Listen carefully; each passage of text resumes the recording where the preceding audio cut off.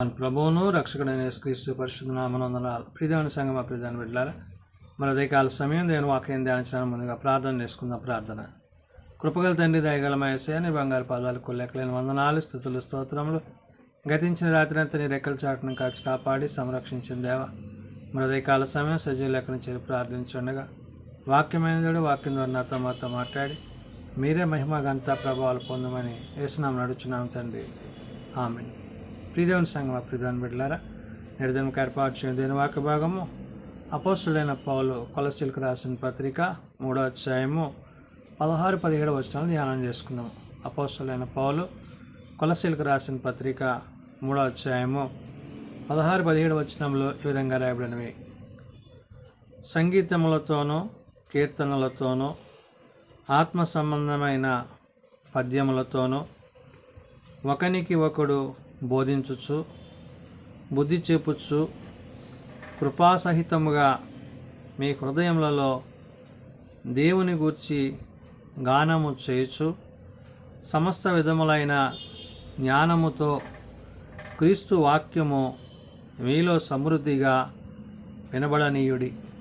పౌలు కొలస్సీ సంఘానికి పత్రిక రాస్తూ దేవుని యొక్క సామర్థ్యము, దేవుడు అనుగ్రహించు సమృద్ధి అనగా నవీన స్వభావం ధరించుకున్న మనము ప్రభువులో ఏ విధంగా కొనసాగాలో, ఏ విధంగా కొనసాగితే వేటిని మనము అవలంబించాలో, వేటి ద్వారా మనము దేవుని యొక్క సన్నిధిని ఘనపరచవలసి ఉన్నదో చెప్తున్నాడు. అంటే ప్రభువునందు ఉన్నవాడు ప్రభు యొక్క కార్యాలయందు, ఆయన ఉద్దేశాలయందు ఆయన కీర్తించువాడిగా, స్తుతించువాడిగా, ప్రార్థించువాడిగా, దేవునితో తనకుండే ఆ యొక్క ఉన్నతమైన స్థలముల యందు నివసించే స్థితిని కలిగి ఉండాలి. కాబట్టి ఇక్కడ పౌలు చెప్తాడు, సంగీతములతోనూ కీర్తనలతోనూ అంటాడు. అంటే సంగీతాలు అంటే వాయిద్యాలతో దేవుణ్ణి కీర్తిస్తూ, ప్రార్థిస్తూ, స్తుతిస్తూ, ఆత్మ సంబంధమైన పద్యములతోనూ అంటున్నాడు. అంటే ఆత్మానుసారముగా దేవుడు తన ఆత్మచేత మనలను దర్శిస్తున్నప్పుడు ఆ ఆత్మ మనలో ఆయన వాక్యము ద్వారా ఆయనను స్తుతించే విధానం ఏదైతే ఉందో, ఘనపరిచే విధానం ఏదైతే ఉందో, ఆత్మయే మన యందు నిలిచి మనలను ఆయనను ఘనపరచు రీతిగా మనము స్తుతించేవారం అవుతాము.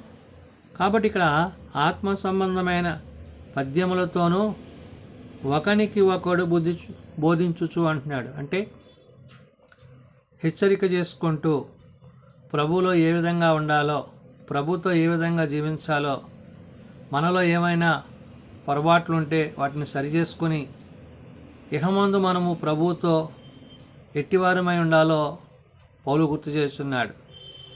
ఈ విధంగా ఒకనికి ఒకడు బోధించుచు, బుద్ధి చెప్పుచు, కృపాసహితముగా అంటున్నాడు. అంటే ఈ బోధ బుద్ధినిచ్చేదిగా, బుద్ధి జ్ఞానంలో సర్వసంపదలు యెహోవా యందు గుప్తమైనవి కాబట్టి దేవుని మాట చేత, దేవుని వాక్యము చేత హెచ్చరికలు చేసుకుంటూ వివాదాలకు చోటేక బుద్ధి చెప్పుచు కృపాసహితముగా మీ హృదయములలో అంటాడు. అంటే కృపచేత రక్షింపబడ్డ మనము దేవుని యొక్క కృపలో కొనసాగుతూ ఆయన యొక్క ఉద్దేశాలను అనుసరించి నడుచుకుంటూ మీ హృదయములో దేవుని గూర్చి గానము చేయొచ్చు అంటున్నాడు. అంటే ప్రభువుని బట్టి, పరిశుద్ధాత్మను బట్టి, తండ్రిని బట్టి నిత్యగానము చేయొచ్చు. ఆయనను గణపరచువారిగా పరమందుండు ఆ యొక్క దేవదూతలు, కెరూపులు, సెరూపులు ఎలాగైతే ప్రభువుని అవి మానక నిత్యము గాన ప్రతిగానాలు చేయొచ్చు. ఆయన పరిశుద్ధుడు, పరిశుద్ధుడు, పరిశుద్ధుడు అని దివారాత్రములు అవి ఎలాగైతే గాన ప్రతిగానాలు చేయుచున్నవో, అలాగ నీవు కూడా ఆయనను స్తుతించే స్థితి, గణపరిచే స్థితి, ప్రార్థించే స్థితి కలిగి ఉండాలని పౌలు గుర్తు చేస్తున్నాడు. కాబట్టి దేవుని గూర్చి గానము చేయొచ్చు, సమస్త విధములైన జ్ఞానముతో క్రీస్తు వాక్యము మీలో సమృద్ధిగా నివసింపనీయుడు అంటాడు. వాక్యాన్ని హృదయమందు, ప్రవర్తనయందు దేవుని యొక్క మాటలో, ఉద్దేశములో, ఆలోచనలో అది నిన్ను నిత్యత్వానికి నడిపించేదిగా, నీ ఆత్మీయ స్థితిని అది పెంపొందించేదిగా ఉండాలి. కాబట్టి దేవుని యొక్క వాక్యము చేత, ఏ వాక్యం అయితే ఆది యందుండెనో ఆ వాక్యమును బట్టి, ఆ వాక్యానుసారంగా నడుచుకుంటూ వాక్యమైన దేవుని యొక్క మాటల చేత ముందుకు కొనసాగవలసి ఉంది. కాబట్టి ఇక్కడ జ్ఞానముతో క్రీస్తు వాక్యము మీలో సమృద్ధిగా నివసింపనీయుడి అంటున్నాడు. దేవుని జ్ఞానము చేత క్రీస్తుని బట్టి, క్రీస్తు యొక్క మాటలను బట్టి సమృద్ధిగా నివసింపనీయుడి అంటాడు. అంటే ఆ వాక్యము మిమ్మలను ప్రభువుతో, పరిశుద్ధాత్మతో సదాకాలము జీవింపజేసేదై ఉన్నది. ఆయన సన్నిధిలో అది మనలను నడిపించేదై ఉన్నది. కాబట్టి శరీరధారి అయిన క్రీస్తు యొక్క మాటలలో ఆయన చూపిన ప్రేమను కలిగిన వారమై ఆ వాక్యానుసారంగా జీవిస్తూ మరి ఒకరితో ఒకరు బోధించుకుంటూ విశ్వాసములో ముందుకు కొనసాగవలసి ఉంది.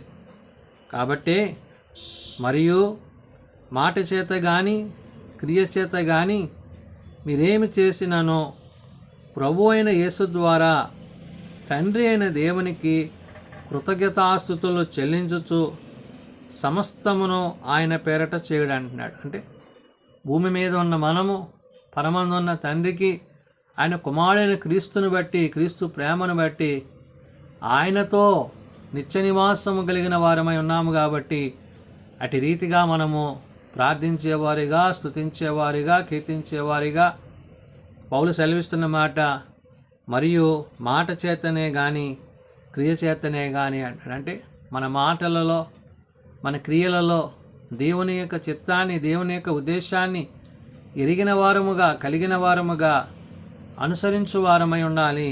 కాబట్టి మీరేమి చేసిననో ప్రభువైన యేసు ద్వారా అంటాడంటే ప్రభువును బట్టే తప్ప మరే ఇతరమైన వాటి అందు మీ మనస్సును స్థిరపరచుకొనక క్రీస్తులో బలపరచు, క్రీస్తు యొక్క మాటల చేత తండ్రి అయిన దేవునికి కృతజ్ఞతాస్తుతులు చెల్లించుచు అంటాడు.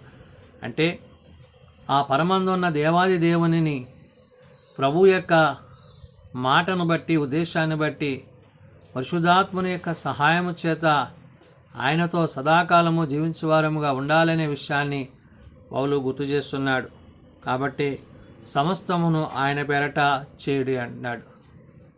తండ్రితో, కుమారునితో, పరిశుద్ధాత్మతో సదాకాలము మనము ఉండాలని పౌలు ఈ యొక్క నవీన స్వభావమును ధరించుకున్న వారముగా క్రీస్తులో, క్రీస్తు ప్రేమలో కొనసాగు వారమై ఉండాలని ఆనాడు కొలస్సీ సంఘానికి, నేడు సార్వత్రిక సంఘానికి పౌలు తెలియజేస్తున్న మాటలు.